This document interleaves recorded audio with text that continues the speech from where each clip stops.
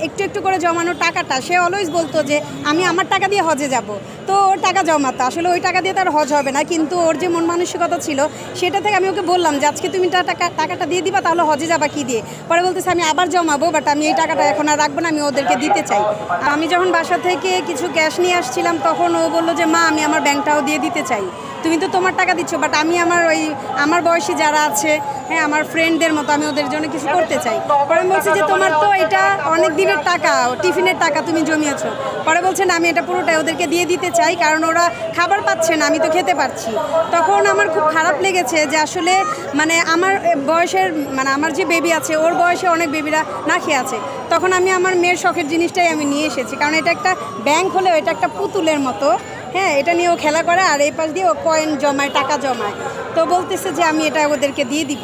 বলছি যে ঠিক আছে আমার সাথে চলো তাহলে। এতটুকু একটা বাচ্চার দেশপ্রেম এটা আসলে আপনাকে কতটা অনুপ্রাণিত করে? এটা অ্যাকচুয়ালি মানে খুবই গর্বের বিষয়, শুধু আমার সন্তান বলে বলছি না, যে কতটুকুন ছোট বয়সে যে ওর মধ্যে এই ফিলটা হয়েছে যে আমি দেশের মানুষের বিপদে দাঁড়াতে চাই তাদের পাশে। তার মানে একটু একটু করে জমানো টাকাটা সে অলওয়েজ বলতো যে আমি আমার টাকা দিয়ে হজে যাব। তো ওর টাকা জমাতো, আসলে ওই টাকা দিয়ে তার হজ হবে না, কিন্তু ওর যে মন মানসিকতা ছিল সেটা থেকে আমি ওকে বললাম যে আজকে তুমি টাকাটা দিয়ে দিবা, তাহলে হজে যাবা কি দিয়ে। পরে বলতেছে আমি আবার জমাবো, বাট আমি এই টাকাটা এখন আর রাখবো না, আমি ওদেরকে দিতে চাই। আমার বয়সী যারা আছে ওরা যাতে কিছু কিনে খেতে পারে। হ্যাঁ, আর মা হিসেবে আমি এটা খুবই আসলে গর্ববোধ করি যে আমার মেয়ে এই অনুপ্রেরণায় আসছে ওর মধ্যে, মানুষের পাশে দাঁড়ানোর, হ্যাঁ বর্ণাঢ্য যারা আছে তাদের জন্য সহযোগিতার হাত বাড়াতে চায়ও। এটা আসলে আমি খুবই ব্লেস ফিল করি। এই যে দৃশ্যটা টিএসসিতে দেখতে পাচ্ছি, গত স্বাধীনতার পরে এরকম দৃশ্য সচরাচর চোখে পড়ে। এই দৃশ্যটা আগামী বাংলাদেশের জন্য কী বার্তা দিয়ে? অবশ্যই এটা হচ্ছে গিয়ে ভালো একটা সুখবর, কারণ হচ্ছে যে দেখেন এখানে অনেক মানুষ আছে যারা নাকি বন্যার্থ, আমরা তো এখানে আছি, বাট যেমন যে জায়গাগুলো একেবারে বন্যায় প্লাবিত হয়ে গিয়েছে সেখানে দিন রাত একাকার হয়ে ওরা 4 দিন 5 দিন ইভেন ওরা না খেয়ে কাজ করছে। হ্যাঁ, সেটা দেখে আমরা তো খুবই অনুপ্রাণিত হই যে বাংলাদেশের মানুষ আসলে মানে পরোপকারী। হ্যাঁ, একজনের বিপদে সবাই ঝাঁপিয়ে পড়ে। হ্যাঁ, ওরা নিজেরা খাবার পাচ্ছে না, থাকার মানে একটু আশ্রয় পাচ্ছে না, তবুও মানে অবিরাম তাদের জন্য কাজ করে যাচ্ছে।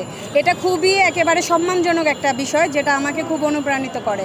হ্যাঁ, গর্ববোধ করি যে আমার বাংলার মানুষ, বাংলার ইয়াং জেনারেশন যেভাবে করে জেগে উঠেছে, আশা করি বাংলাদেশ একটা সময় শান্তির জায়গায় পৌঁছে যাবে। এই শান্তির জায়গা যে কথাটা বললেন, এই ছাত্রদের বৈষম্য বিরোধী ছাত্র আন্দোলন হলো, আন্দোলনের পরে একটা পর্যায়ে এখন এসেছে। এই অবস্থা থেকে এই বাংলাদেশকে কোথায় দেখতে চান? অবশ্যই একটা মানে ভালোর দ্বার প্রান্তে দেখতে চাই। হ্যাঁ, বাংলাদেশের নাগরিক হিসেবে বা অ্যাজ এ হিউম্যান বিং হিসেবে, কারণ হচ্ছে যে আমরা এই যে বৈষম্য বিরোধী যে আন্দোলনটা হলো সেটার পর থেকে ধাপে ধাপে মানুষের উপকারে আসবে, একজনের দেখা দেখি আরেকজন এগিয়ে আসছে। হ্যাঁ, সেটা থেকে আমি মনে করি যে প্রতিবারই কিন্তু বন্যা হয়, মানুষের সাহায্যের হাত বাড়িয়ে দেয়, কিন্তু এইবার যে বিষয়টা দেখেছি যে সবাই কিন্তু একত্রিত হয়ে, এককভাবে না, সবাই একত্রিত হয়ে সবার বিপদের পাশে দাঁড়াতে চাচ্ছে। হ্যাঁ, এটা